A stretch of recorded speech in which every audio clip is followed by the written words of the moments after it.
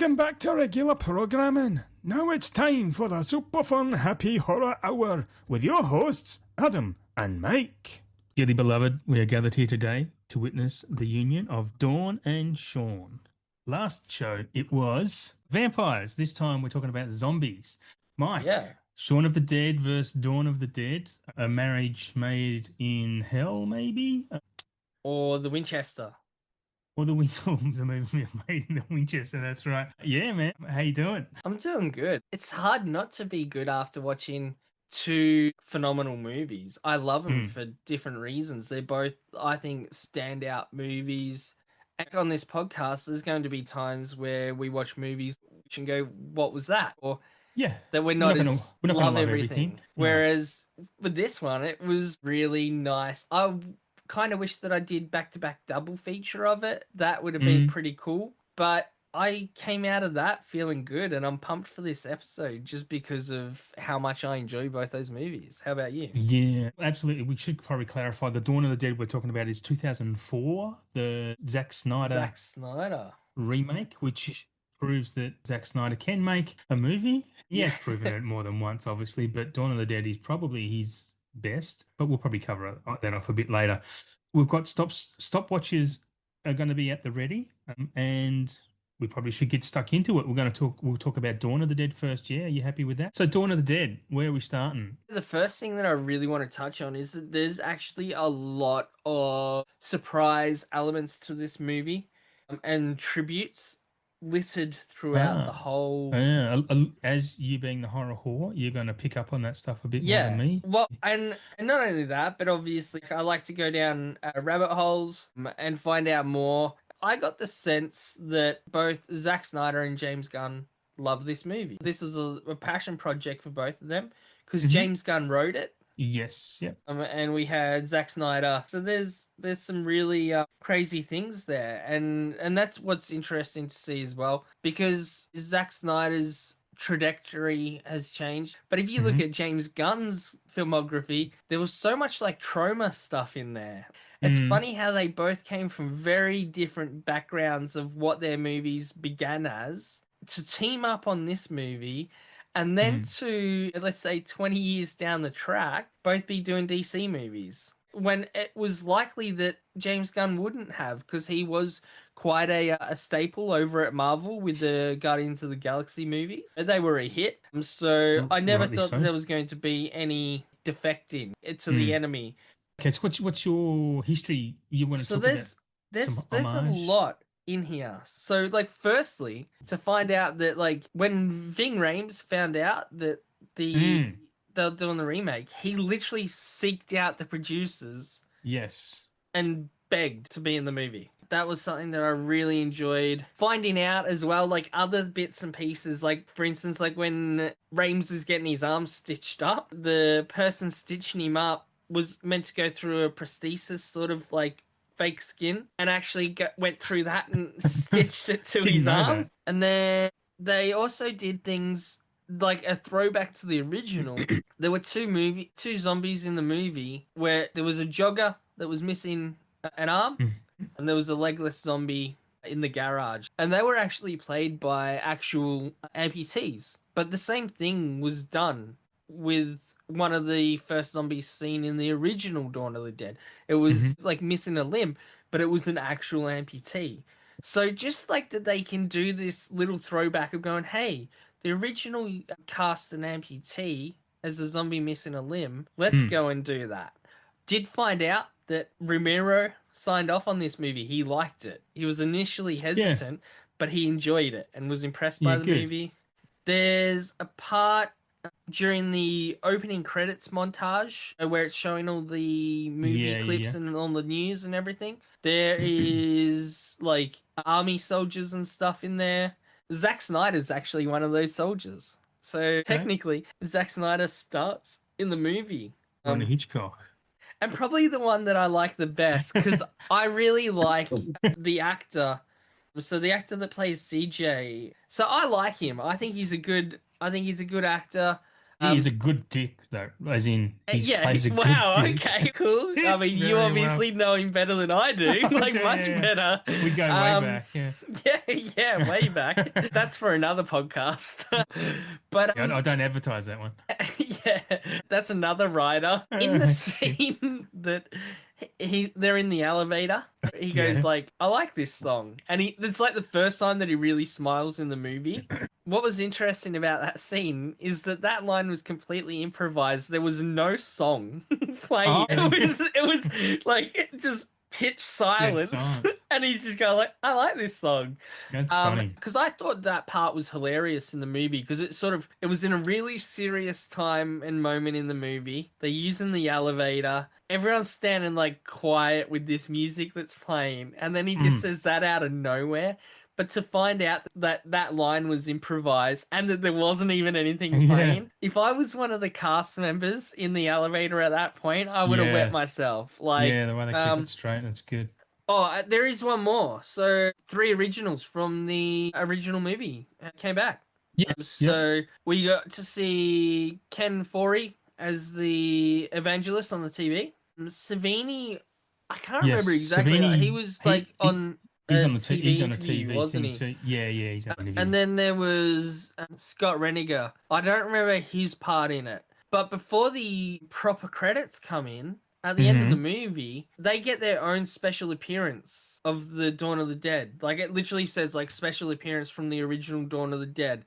And then it's just got those 3 names there. And then after that, it goes to the proper credits. And I just thought that was really cool. You've brought back some cast members from the original, and then they get their own special, like, tribute in it, which is really cool. Yeah, they've done it a service, which is... It's nice when they do things like that in film, and it's purely for them because a casual watcher like me of this type of film, or it doesn't ring to me, but yeah, for lots within the industry or people who have connections to the original, obviously it does. Yeah, it's cool little touches.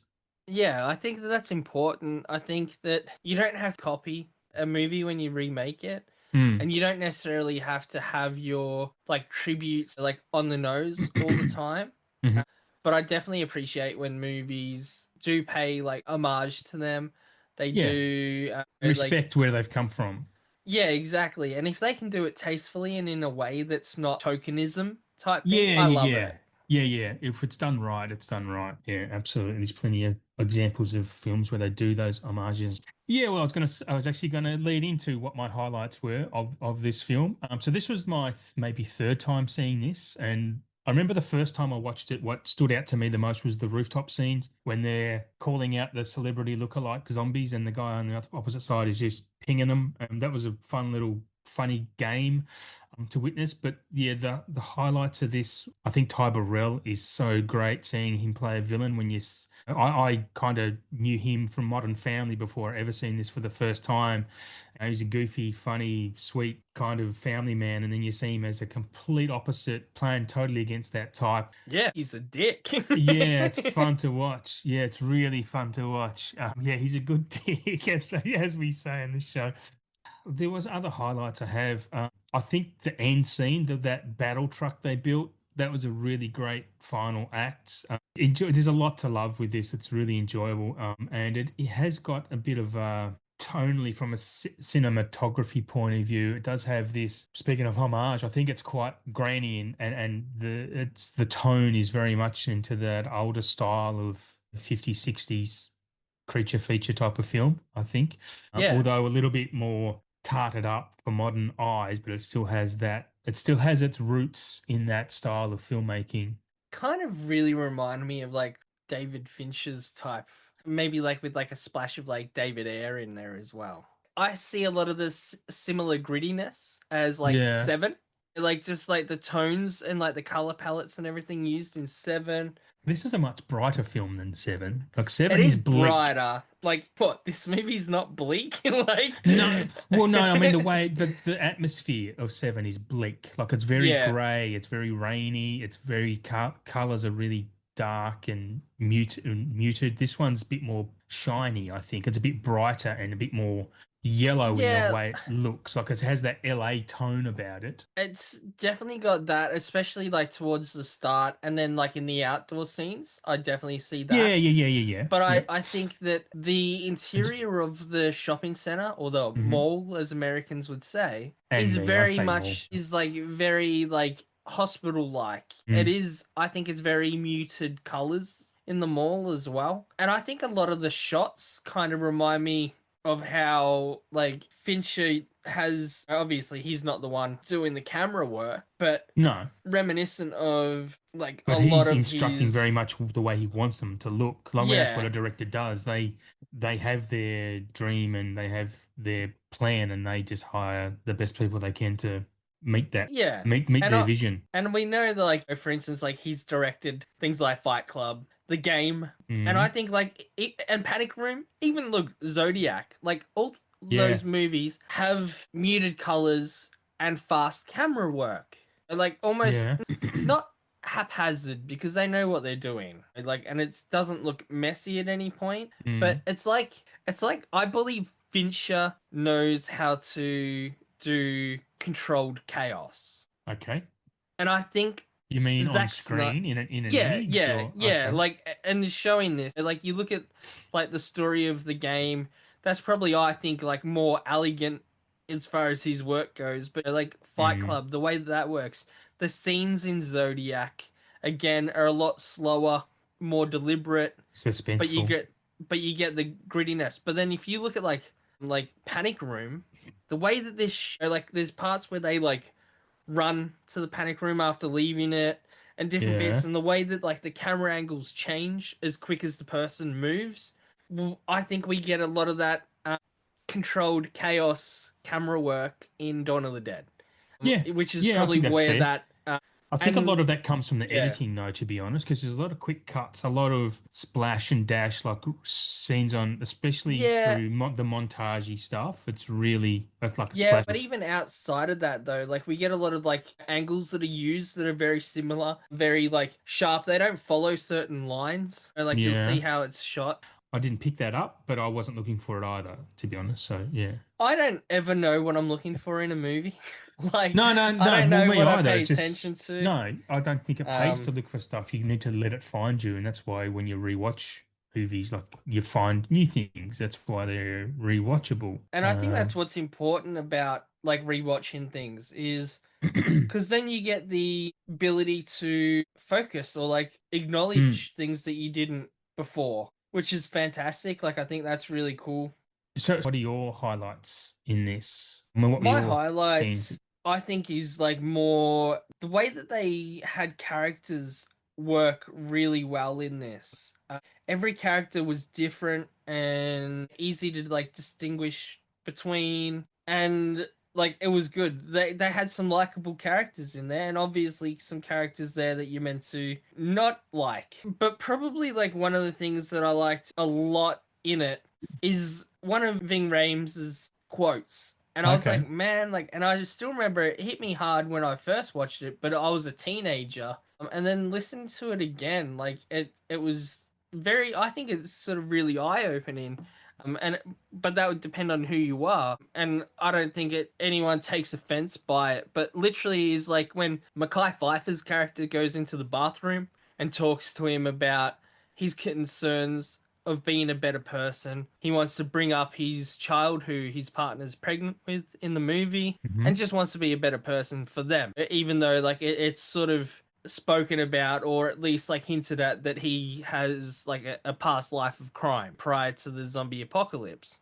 And Ving Rhames is in the bathroom, like washing up and doing all this sort of stuff. And he turns around and he goes, like, "Oh, I get it. Like, you saw hell yesterday, and now you're scared for going to hell for all of the bad things you've done. I'll tell you what, go in the stalls, say 5 Hail Marys, wipe your ass, and you and God can call it even." My takeaway from that was two things. One, Ving Rhames has obviously just heard plenty of people, like, because he's a cop in the movie, he's heard a lot of people try and, like, seek redemption or show remorse, like, for their actions, that he's almost become jaded, going, oh, yep, cool, like, that's just typical criminal speak, wanting to do good now that they're in trouble. Yeah. But then also, he basically almost gatekeeps his religion because he says he's religious by just saying what, like, in this day and age with whatever's going on, use that stall as a confessional, basically. Do your Hail Marys and you guys make can yourself with like God, as Stephen King and would do say. that, but then at the same time he's almost saying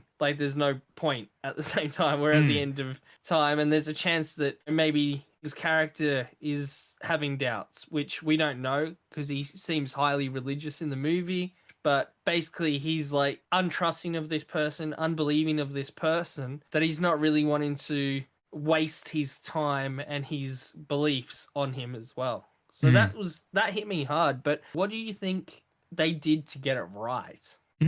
What did they do to get it right? Yeah, I'm thinking, and the more I'm thinking maybe they didn't, because I'm thinking characters. I mean, the characters are quite, for me, to just not to counter you, but to a little bit different to you.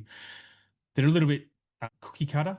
They're a bit archetypal. They're kind of standard characters. There's some good writing in here because James Gunn does James Gunn things, but the characters, the world isn't built well enough. Like I'm big on world building and characters, and for me, as much as I enjoy this film and I think it is really good, it doesn't quite hit it out of the park. What did they do to get it right? I think there's definitely some good humor in here, and it cuts through at the right time. I think there is definitely good storytelling in here because I did see this one before I saw the original, and to be honest, I can't really remember the original because it was probably a couple of years ago I watched that. I think obviously the production design is quite good. I don't know the story and how they got this mall, but it was obviously a mall that was closed anyway, I believe, for them to get that. The zombie makeup, all that is pinpoint. Like, it's really great. Like you said, there are some good villains. I mean, it's like I said, as cookie cutter as the characters are, they are still really well, I guess, fleshed out, really well put on screen. And Zack Snyder is just telling a story really well, and they lean into what this is, and they do pay as much as admitting that I hadn't seen the original first. You can tell there's love in for this franchise or for this genre in this film, that you can see the filmmakers are having a good time, and they are committed to what they're trying to do with the remake and do the right thing, being that it is a remake. Other than that, I'm not sure how much more I could add off the top of my head. Yeah, I really enjoyed Dawn of the Dead. I always enjoy watching it. It's definitely I don't always watch it. It had been quite some years since I'd watched it, but as soon as I put it on, I remembered how much I enjoyed it, and then I was thinking, why have I waited so long to watch it again? And that's the same with our next movie too. Was I got the exact same vibe from it. And so I think both are going to become like regular staples in my viewing. Like, I think I'm going to try Yeah. and like smash out both like at least once a year. Shaun of the Dead's But yeah, definitely a yeah, once that a year definitely watch is. for me. This one, yeah, every couple of years is fine, I think. Maybe. Yeah. On that note, let's talk about Shaun of the Dead. Well, actually, before Um, you get into that, is that we probably should read. These are both from 2004, which I think is fantastic. But maybe we should read the IMDb synopsis a little bit anyway. I mean, if you haven't yeah. seen Shaun of the Dead and you're listening to this show, then why are you here? But Then you thank you for fucked up. being here. But No, why are yeah. you here? Maybe Yeah. pause, go and watch it, and come back and listen to the last half. But Shaun Yeah, of the Dead. spoiler alert. Yeah, there'll be spoilers. The uneventful, aimless lives of a London electronics salesman and his layabout roommate are disrupted by the zombie apocalypse. And what's your history with it, buddy? You've got some red on you. Yeah, I've got that My written down. You've got red history on of you. this, look, I hope that there's no police officers listening to this episode. If you are, just stop listening. But my I'm sure they'll do that now. Yeah. yeah, Okay. yeah. All of a sudden, I just like get swatted. Yeah. No, so my history with this was I had friends in high school because I went to high school in the period where everyone was like downloading movie or like getting burnt movies from markets Oh, and the yeah, trading bootlegs. posts, yeah, Yeah. like all the bootlegs when DVD players would become popular and you would end up getting these really dodgy movies that were filmed in cinemas on terrible Oh, mate. cameras. So you're Yeah. watching all these movies, but you're technically watching these like probably like What a way to like ruin a movie, though. I've seen yeah, movies like oh it that and is. hated them and then rewatched them in an actual format and like, oh, Yeah, this and movie's actually really great. it's a gift and a curse, right? It Yeah, was yeah, yeah. because back then as well, it was different with movies. Like it used to be that a movie would be in the cinema and then it would take months before it would get a physical media release. like months and months. Like, Oh, yeah, because that was law. yeah, so That's half the problem with cinemas now is that yeah, unless hate they it. I release them love it, too but I early, hate it. you get them on VOD in like 17 days, like 20 days. And then you get the physical 3 months later. It's like, oh, why aren't people going to the cinema? Because everything's on streaming or you can buy it within three Yeah. months. It used to be a 3 month window. It's Yeah, mental. so that was my experience, was that Shaun of the Dead, the very first time I watched it, was on a burnt DVD. Filmed in a cinema on Yeah. a shitty camera And what with did you think of heads it in. Look, when you first watched it? I didn't like that first time. No. But that's because like the whole thing was That like blown sounded, out, that sounded, overexposed. And like I remember just going like, I don't get the love, because it got hype. yeah. Like there was a Yeah, lot of yeah, hype on yeah. that movie. Yeah. And at the time that that movie came out, depending on the month, I was over 13 or 14 when that movie came out. Yeah, okay. And I don't reckon at that point I had seen Dawn of the Dead, like the Romero one. Yep. And then I didn't see Dawn of the Dead, like the Zack Snyder one. I don't think I saw it that year. It might have been like a year or two later. So I technically think that my first introduction to the Of the Dead legacy might have Yeah. been Shaun. I think the same for me, but I know I didn't watch this until at least like probably 2008, 9 before I ever saw Shaun of the Dead. I mean, I knew its reputation, Yeah. but again, I'm not a horror fan. I didn't know Edgar Wright. That none of that Yeah, I didn't resonated know with me. any of, like, as far as I was concerned, when I watched Shaun of the Dead, I don't believe I had seen Simon Pegg or Nick Frost in No, anything no, I had before. neither. No. At least nothing that I could remember. And now you Um, watch it, there's so many familiar faces. yeah, I know. Like, I know, Yeah, like, so many people in the movie. Like, yeah. even, like, one of the characters I noticed, like, the character of Noel, who is one of the people that works with Simon With Pegg. Simon, yeah, And the guy that's like, "Oh, it's your girlfriend," and hands him the phone. yeah, Like, yeah. that's Rafe Spall. He was in like The Ah, Ritual. He's been in a yeah, bunch of other stuff. yeah. That's him, but like But you, much younger. Like, he's also the guy who plays. What's his name? But he's in Black Books. He's the main guy in Black Books. oh, Dylan Dylan. Moran. Yeah. Yeah, and Reece Shearsmith is in this as well. Oh, who else? There was a couple of others in there as well that were where I was like, oh, okay. I think Lucy Kate Davis has Ashfield's. been in stuff as well. Yeah, well, she's from The Office. She plays Yeah. the UK Pam. Bill Nye was in it. Bill Nye. Martin Freeman's in it. Yes, Martin Freeman. Matt Lucas is in it. Yes, they play the duplicate what is it? Septet, whatever they are. Five Yeah, of them. yeah. I don't know. So there's a bunch of people in there. Greg. Yeah. Sorry. Was that I saw it? I was like, oh, okay, like wow. Oh, did Chris Martin's in this? What, Coldplay singer? He's a zombie outside the Winchester. Yeah, he's in the credits. I just saw that. Wow. Yeah. And is that, I might say the name wrong, but Krishnan Guru Murthy, he was the guy on the TV doing interviews. Is he the one that was told by Tom Cruise in real life that he was being rude? No, well, Tom Cruise has said that to a few people, but wasn't that he did that to Peter Overton too, Australian guy? I don't. Yeah, yeah, yeah. So this Christian guy, yeah, he's the dickhead that interviewed Michael Jackson and that too. He's like a bit of a Piers Morgan type, I think. Oh, But is he? yeah, Okay, yeah. yeah, that I is saw that him, I guy. was like, I'm pretty sure I've been, He's he just was told to like, He's a pushy prick, told off. is what he is. Yeah. Yeah. But yeah, so like my first experience with this movie, getting back on track, wasn't a good one. It was overexposed and blown out, Yeah. and I didn't enjoy it. And I remember just going like, nah. And then I ended up hiring it.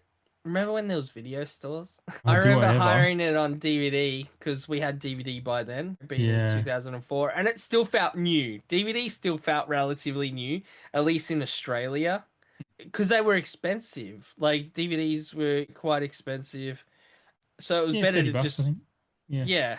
But $30 back then. I know. Yeah, I know. Yeah, I'm yeah. aware. Yeah. Is like buying like a special edition 4K now. That's Like- right. Yeah, yeah, yeah. It's a $65 steelbook now. Yeah. Yeah, yeah, basically. So you look at it and you go, oh no, let's hire this movie. And I remember giving it another go. not even realizing necessarily that it was the same movie, but remembering I saw the red cover that it Yeah, had on there. I was like, all yeah, right, I'm gonna give it a go now, properly yeah, on DVD, and I enjoyed it so much more. I yeah. loved it, and I was like, yep, cool. So how many? Funnily enough, I never owned it until I Ah, bought the 4K. this weekend, right? Last weekend. Yeah, like Oh, so. because actually, sorry, no, you finish that thought because I was I just do gonna want to. say, like, it's gonna be like by the time this episode goes live, I literally, if you're listening to this, I bought the Shaun of the Dead 4K like 3 weeks ago. Yeah, that's Yeah, yeah, yeah. basically what it will work out to be when the Well, episode comes out. well, the thing is, I want to talk about the reason why you brought it because we were supposed to record this episode last week, but someone not Didn't not own looking it. at anyone, but he's a name rhymes with Spike. Forgot to watch the movies, and so now I did watch them. I did my homework like a good boy, which is unusual, and because I've got a shit memory, I can't remember all the stuff I wanted to say, to be honest. But I took some notes. But anyway, so you were talking about. You said, "Oh, I haven't watched them," and I was like, "Well, you can get the 4K at JB," and you were like, Mm. "Oh, okay. Well, I'll watch it. I'll buy it, and then I'll watch it on the weekend." And I Yeah. was like, "Yeah, cool," because you need to own it on 4K. It's Well, you got to just own it in general, and realizing that well, I didn't even have it is probably yeah, like the bigger issue. yeah. But it's such. We need to talk about the film more because it's. I mean, yeah. I mean, I think I've seen this maybe 5 or 6 times now, and it's such a perfect film. I actually double featured this with Hot Fuzz on the same day when I watched this because Hot Oh Fuzz yeah, is that'd be good. You oh didn't do End of the World or whatever it was called? the world's end. No, look, No, I've still not even seen it.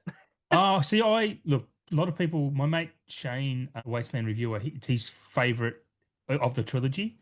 Yeah, I've okay. actually done Wow. some. Yeah, I've actually done some videos with him on this, and we actually did an episode about the World's End. I think we did Shaun of the Dead and the World's End. I don't know.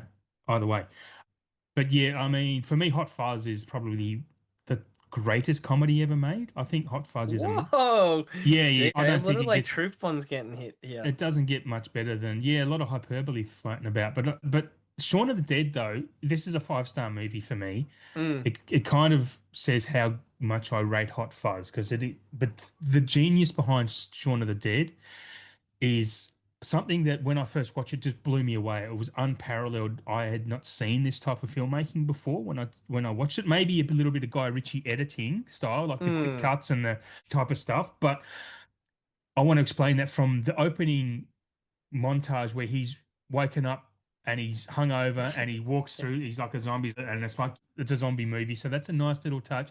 But then he walks to his little milk bar or bodega, or whatever, Yeah. those little corner store, buys his can of Coke or whatnot.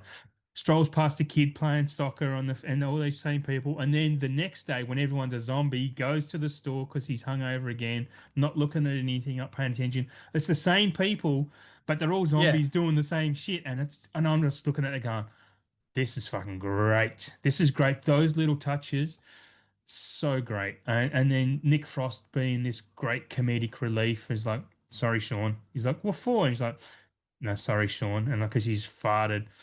Just Yeah. that type of stuff. Like he's the bum on the couch, and then the whole relationship between the other roommate, which is Peter Serafinovich, who plays Darth Maul, for fuck's sake.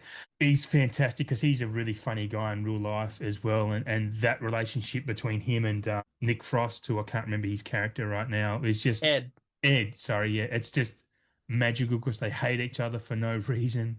Well, actually, for probably valid reasons, but there's a lot of callbacks with you left the front door open. You've got red on you is all through this because it's the Red movie in the Cornetto trilogy. I'm ranting here, but there's so much I want to talk about this film. So you can cut me off at any time because after I talk about the Bloody Mary connection, and they wake up and there's Mary in the backyard who's bloody. And I think she's hungover and they throw records at them and he's going through his record collection and he's going through all the Prince stuff.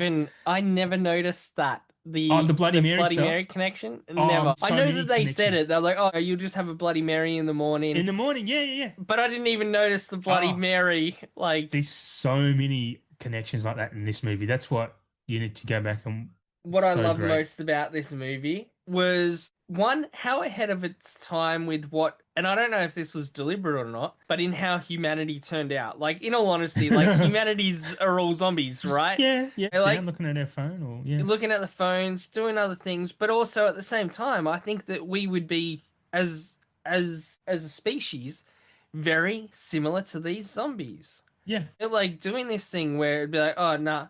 And I could see how many people would get eaten because they're too busy making a TikTok Oh, video to then absolutely. get into safety. Yeah, yeah. But Be like, then- look at this dude behind me. He's off his tits, and Yeah, exactly. And Yeah. you just see all this, like, and people would do this going like, oh, like and subscribe while they're getting eaten. Yeah. And so that was something that I thought, like, I was like, what? Like, that seems more relevant now than ever before. Yeah, I thought that was genius because I don't know if that was necessarily the intention. And well, iPhones back were still 3 years away at least, right? yeah, So- exactly, right. And then to just see that that's how it goes, but that's how our mindset has gone. That I believe that they could pretty much put him in that same situation today, Yeah, yeah. and it would play out the exact same. If they change the hangover from him just walking down the street looking at his phone, it's the same thing. Yeah, so I liked that. I thought that was really clever. What I liked the most about this whole thing was just the pacing and the line delivery in this movie. That alone, it didn't even matter what these people were saying. They did certain things, and like I was cracking up. Like in the record scene where they're like going through what records to throw. Purple Rain, no. When he goes like, Sade, and he goes to throw Liz's, right? Like I cracked up laughing. Yeah. I was laughing so hard when he's like getting ready to launch it. Yeah. He goes, no, that's Liz. Like I laugh when he's like, Batman soundtrack, yeah, throw it. yeah, like, but when he goes like, Sade, and he's like, no. Like I was in hysterics. Yeah. But then just even like just the delivery and the timing of it. So like when you get in, I'm pretty sure it's the first time Liz meets up with Shaun in the bar to talk about like the issues, right? Dogs can't and look then up. they go like, and they go like, sometimes you just want it to be between you and I so that we can. And then Ed's playing pinball. He goes, fuck, right at that moment. Exactly, and then like other things, I was like, that was so good. Yeah. And then just the different things that he says like at different points just made it so much more funny. Like they'll talk like, for instance, like the dogs can't look up comes up like again, and like they're talking about like how problematic Ed is. And literally like, and I apologize to our viewers if you've got sensitive like morals here, like stop listening for like the next 30 seconds. You've come to the wrong place, yeah. Yeah, you've come to the wrong place. But they're having this really like serious conversation where you can tell Shaun is invested and listening, and he comes up and he goes, "Can I get any of you cunts a drink?" Like, and just like you can almost hear like the pin drop on the fucking record, like. And I was just like, you could not have planned that any better. And that was perfect in that moment, just like to show like how often Ed in this movie destroys the situation. Yeah. Like even the moment, like even when he crashes the red car deliberately so he can drive the Jag, right? Yeah. Such and a then, prick. Like even down to like when fucking what's his name? The fucking is it Philip is the stepdad? Philip is he's not my father. He's my stepfather. But like Philip. He's gone like, oh, he's not with us anymore or something, like, and he's having this heartfelt moment as he's dying, and Ed's like, he's like, slow the car, pull over, and he's like, yeah, in a minute, and he still takes the time to knock over a couple more zombies, like in this moment where, like, in all honesty, he's kind of a little bit emotional. They like got all of the timing right in that and delivered it in a way Not of the going characters like, enough for you to care, yeah, and in that moment, like, it was like quite touching. And he's like, even him saying like, Ed, pull over, and like, and then he's like panicked and he says like, I pull over now, and he goes, righto, and then like still takes the time to fucking swerve and hit a zombie, and then does his fucking burnout, like where he like spins it, and like, and I just thought that how like much of like a moment ruiner this guy is through the whole movie. He's a douche to the end, but he's lovable too, right? Like, I love him. I want a friend like that. But we love him because Shaun loves him so much, right? Because they obviously have history, and I think that's because otherwise you'd be like, Also, I keep forgetting every time I watch this movie, every time when he's in that Jag and he pops up after they've rescued Philip and Sean's mum, who Sean's mum is brilliant. Yeah. I can't remember who plays her, but goddamn, her character is great. But he pops up and he goes, and he drops the N word just real casually. Oh yeah. It shocks I me every couldn't time because I always Yeah. forget it's in the movie, and I'm like, God, it's and no one never hear any discourse about it online, which is great to be honest. Because some millennials are going to find this movie and go, "Hey, hang on, what's going on here?" Penelope Wilton plays Barbara. Penelope Wilton, yep. Yeah, she was great in this too, by the way. She is. I She's still love the bit brilliant.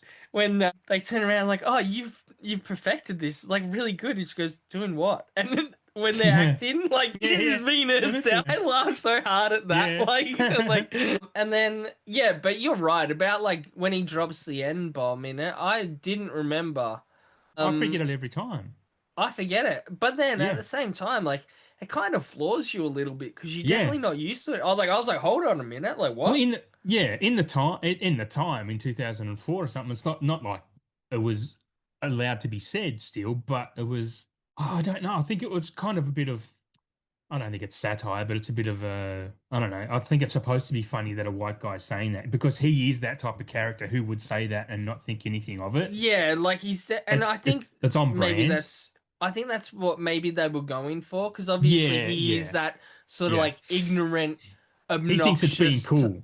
Yeah, like even though he's ignorant and obnoxious and doesn't pay attention to a person's sensibilities and also like knowing what's right or wrong, he's like he farts in people's faces. Yeah, but like that's what I remember. Like when I watched it on the weekend, like when he said that, I was like, hold on, like what? I don't remember it being said, and I was like, whoa.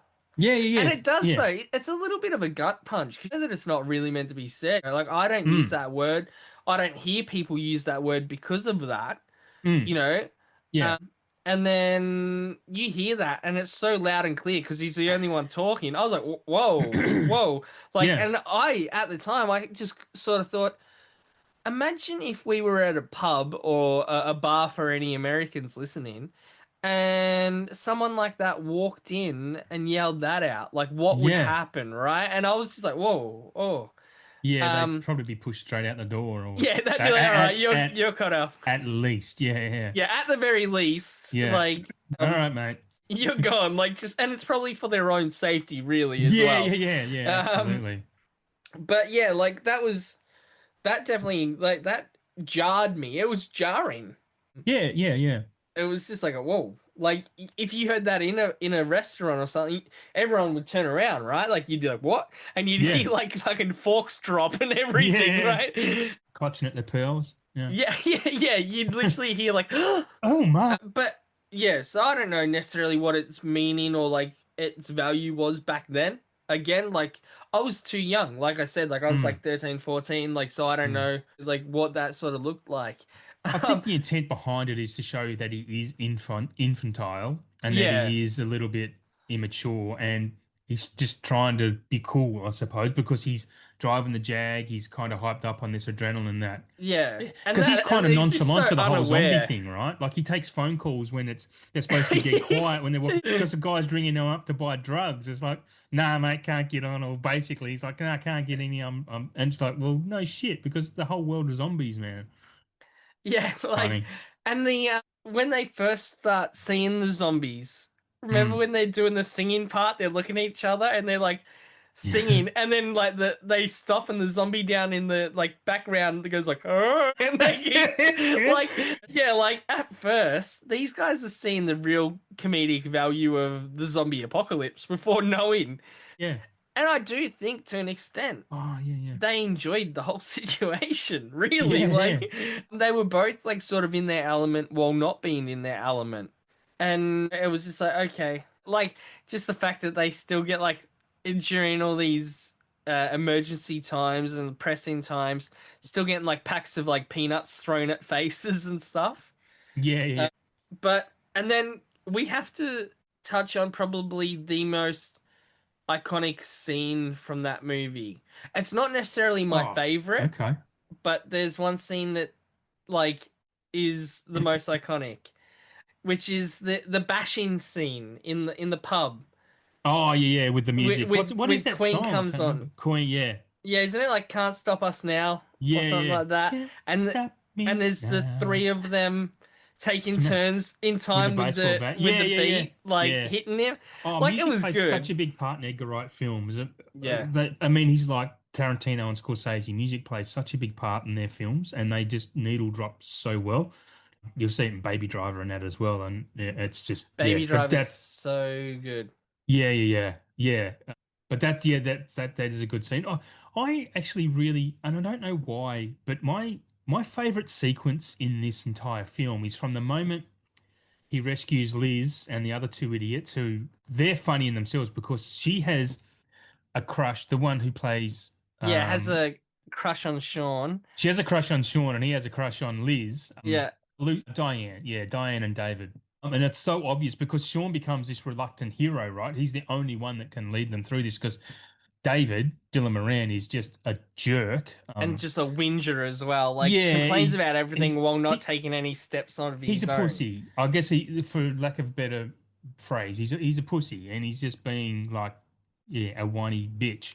Yeah, my biggest thing with him was just that elitist attitude that you Yeah, come to know so well in the real yeah, world that like without him really saying too much, I hated this guy. Like yeah. basically He's gonna be, yeah. yeah, like he definitely wouldn't be someone that I would have in like my circle of friends. Like I would have No. like told this guy to fuck off a long time ago. Yeah, Which is and why Shaun like does. yeah, I cheered, I clapped when I Oh, watched really? him get disemboweled. Yeah, I was Yeah. clapping. I actually think that I said something like to the effect of like, "Take that, you can't." Like, yeah, I did because I hate him. I don't like people like that because at the end of the day, like he's basically a bully, right? You know, with all these passive aggressive, and he says all this stuff, and he's at the same time trying to be some self-righteous Yep. person While doing and nothing. Yeah. yeah, while doing nothing. Like it's Yeah. easy to like and that's the He's type of people I hate nothing in real constructive life, about it. right? Yeah, he's just Is all it's complaining. so easy to like criticize people, Mm. but if you're doing nothing, then that person that you're criticizing is already like steps ahead of you, right? Like at Yeah. least someone's trying. You cannot fault someone for trying. Even if you think that you've got a better idea, that person took that leap Yeah. and are actually doing something. So it's pointing the finger and all that. And I think just because I've seen that type of person in real life, Mm. and I've always sort of like not championed against them. Like it's not like I go like looking for these people, but I've always like made it my effort to sort of like make these people know that they're like pieces of shit.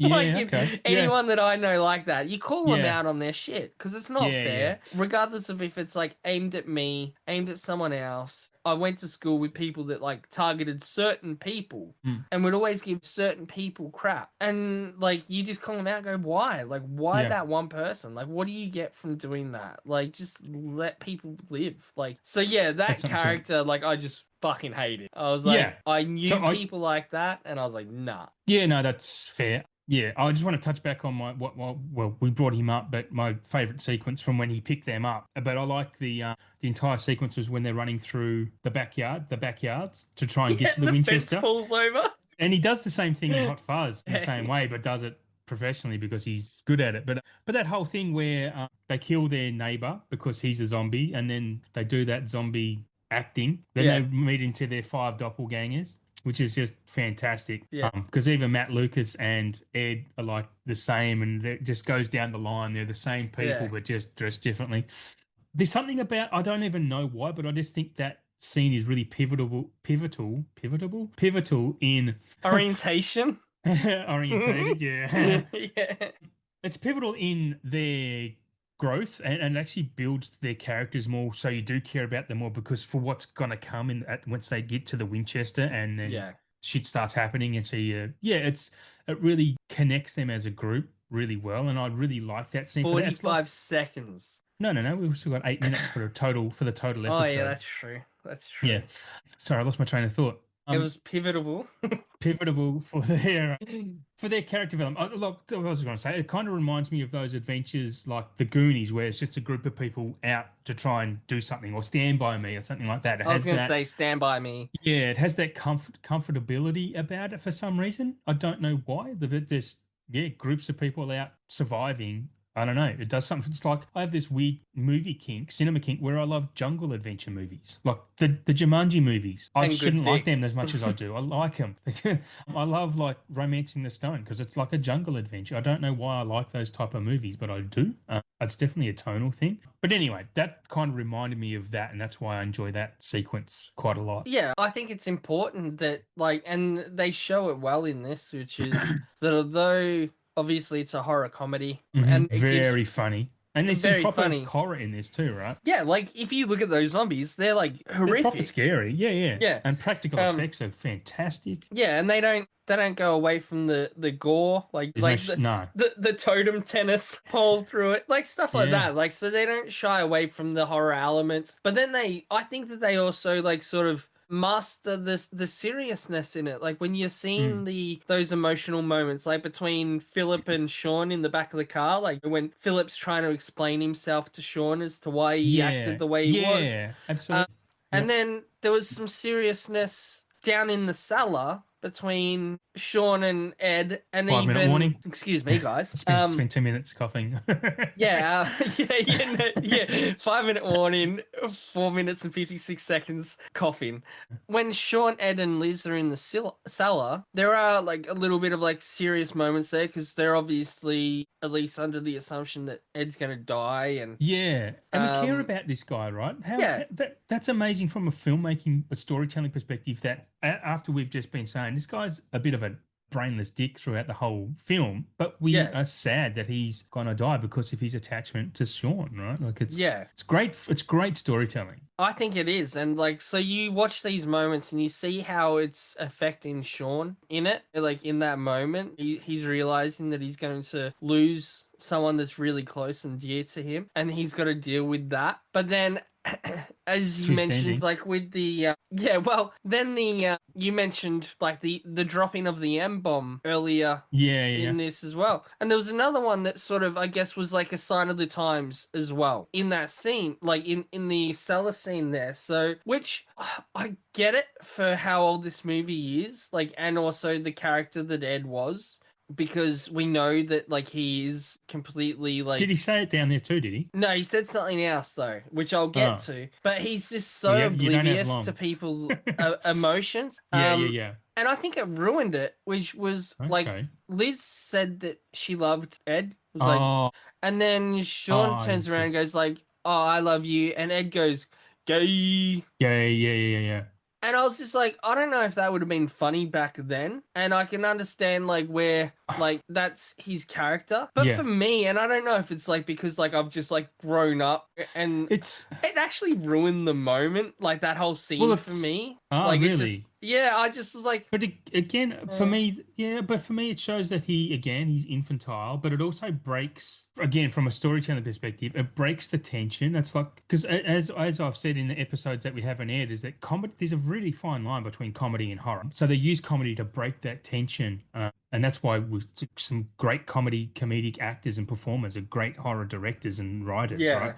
Because there's such a fine line. I think, is it Jordan Peele that says, the difference between comedy and horror is the music. Like that's it. But again, not to defend him saying gay, but again, if you watch episodes of Community, happens in there all the time, right? Like it was the times where I don't think it's, and none of that's directed to be offensive. It's just.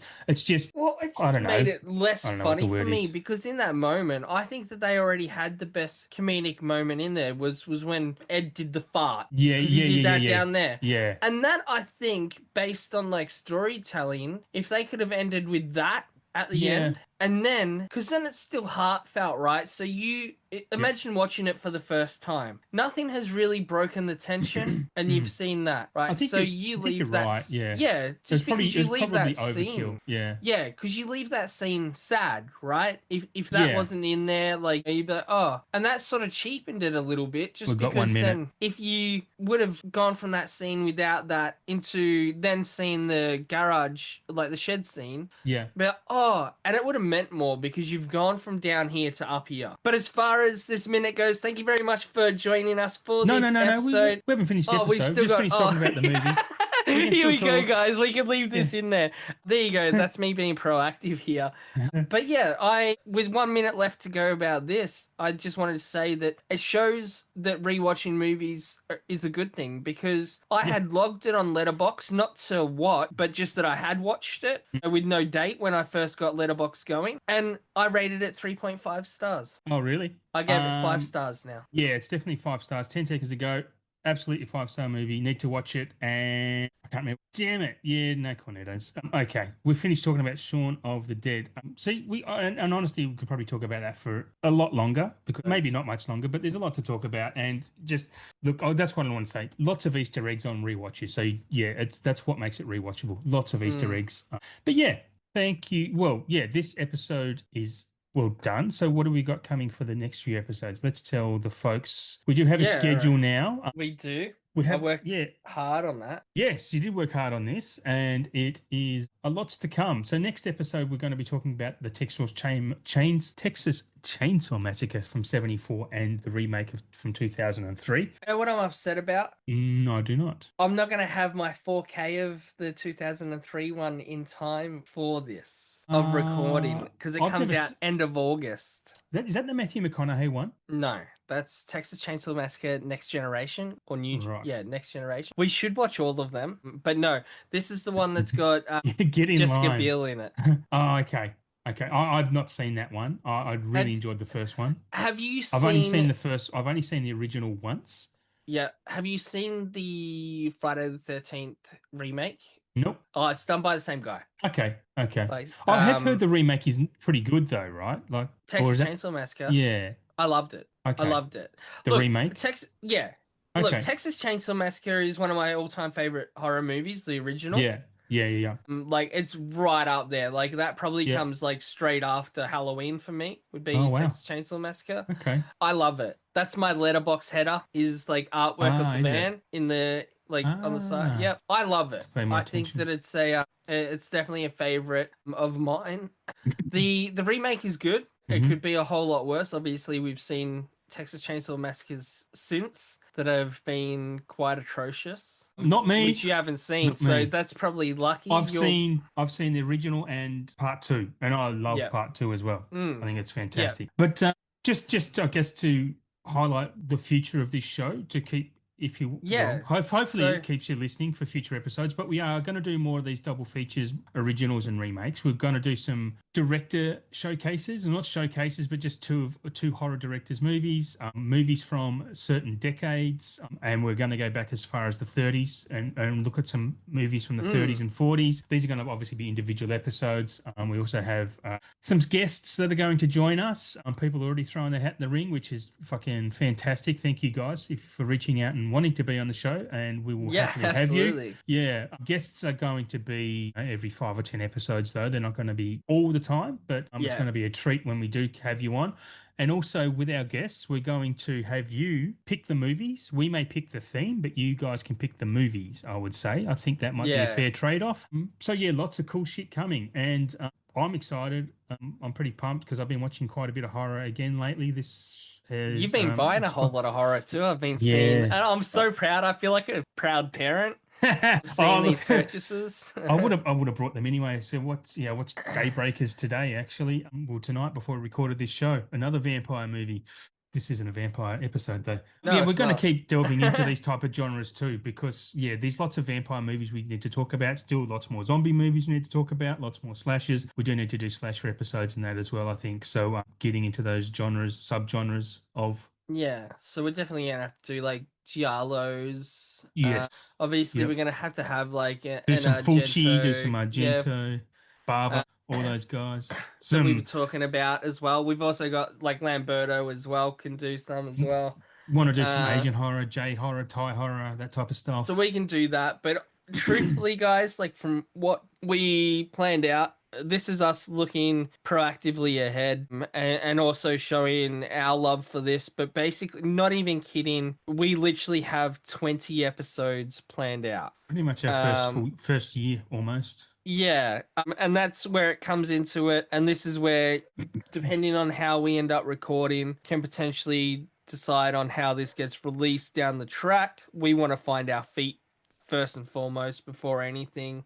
If there's any sort of format change, we would leak well ahead of time, and it wouldn't be just done one day without. Yeah, and we want you're happy to take feedback on that as well. I mean, we're going to probably at least kick along for these first 10 and this current thing. But, but if it's not working, then things will change. Yeah, but I think we've started off on the right foot, to be honest, with this plan. Yeah, I think so too. It gives me a lot of hope because it just shows that, realistically, planning out these 20 episodes, I'm like, oh shit, I've missed stuff. And that's 20 episodes, I'm already thinking that we're missing stuff, you know? So that means that there's going to be plenty of other stuff to do. We're not going to run out of ideas. We will never run out. We're going to make 700 horror movies a year anyway, so we're going to be all right. So we're never going to have to do that. And for instance, Adam was saying, with the decades and such, even if we get up into the present decade, there's nothing saying that we can't go back and do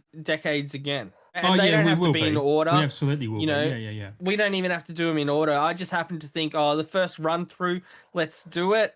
Let's do 30s and 40s and 50s, 60s, 70s. I'll let everyone know in on a little secret here. The 70s, that'll be episode 21. You get a spoiler for that's a spoiler for me episodes. as well. Like that either. Yeah, so that's I put that in there just because I wanted to make sure that we hit 20. But yeah, so from 19 episodes from now or something like that, we'll be at the 70s. Yeah. The next episode, what you guys already know about, is obviously Texas Chainsaw Massacre 1974 and 2003. And then because I want to feel like Santa Claus a little bit, because Adam got to give the good news, I'll let it after that we get our first director special with I call the modern horror maestro, Jordan Peele. That's going to be a very interesting discussion. I'll leave it at that. It would have been maybe cool to. Well, actually, doesn't matter. He has a new film coming out. It might be next year, but I think it's next year. But we might do a come back next year after we've seen that one and do another Jordan Peele special. Jordan Peele special. Jordan Spiel. Yeah, or there could be a Jordan Peele spiel. Jordan Peele spiel, yeah. Yeah. Yes. So there you go. And then after that, we'll have a decade special. But then we've basically just told you sort of our non-structured structure is we want to, there's nothing really set in stone as to how we do it. The movies are just so that we can sort of keep track on how we're watching them and just to, if we need to watch ahead, we can. But it's more, the episodic arrangement is more random, deliberately random, just so that I don't want to do it that every 2 episodes we have a certain type of episode come out, or every 3 episodes it's one of these. Outside of the guests are probably good to be every 5 or 10 episodes and keep them as sort of like milestone stuff. And then also let us know if you would want there to be any like Halloween special episodes like that we release over Halloween. Bumper well, let us know, but we are going to do something for Halloween. I mean, we will, but let us know if maybe, for instance, over the month of Halloween, do you want weekly episodes, or would you rather just larger episodes?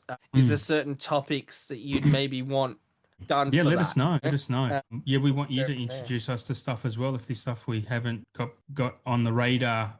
But it's also mixing it up to keep us engaged, so this doesn't feel like homework, because that's a big thing for me. When I have to watch a movie, I struggle when I have to watch a movie. So mixing it up makes it a lot less like homework, to be honest. So and less homework for you, and makes it easier listening for you guys, that it's going to be something different all the time. We're not just talking about the same old. Although there's going to be obviously formatting with the show, but we should wrap it up. Did you have anything else to say? Well, probably the most exciting thing that I want to say to everyone, which is new considering since the last episode, which is that we have an Instagram page. We do. So that is Nearly forgot. SF Triple H podcast. Not you can the find wrestler? us on not the wrestler. So yeah, SFHHH podcast. Spin. We're on Instagram. So if you'd like to chuck us a follow, we'll announce when episodes are live. Yes. If there's any call outs or special news, we'll be putting it up there as well. Like, subscribe, share to your friends. That would be lovely to get the ball rolling for us. And thank you for everyone who has been supporting us so far. It's delightful, and yeah, we really appreciate it and love you guys for doing that. On that note, where else can we catch you on the socials, Mike? So just the usuals. So like I am Beyond Horror on Instagram. I am Beyond Horror 666 on TikTok and Letterboxd, and Beyond Horror AU on YouTube. What about you, Herb Rider? I am Curb Rider on Letterboxd, Curbside_collections on Instagram, and is that about it for socials? That's about it for socials. You can catch I do other podcasts, which is the Curbside Collections podcast and the Cinematic Wasteland podcast, which you can grab all of those on this same network, the SPDM Crew Podcasting Network, found wherever you get your podcasts. Thank you everyone for tuning in. Thanks for supporting us. And like I said, like us, subscribe to us. I don't know. I don't think you can do. Well, you can subscribe in your podcast player, but check us out on Instagram. Share that around for us so we can get some people tuning in, and the more people we can get listening, the more motivation it's going to give us as well. So yeah, again, thank you all for your time. Until next time, we'll be talking about the Texas Chainsaw Massacre next fortnight on the 10th of September. That will be. Love you all. Thank you, dearly beloved. See you next time.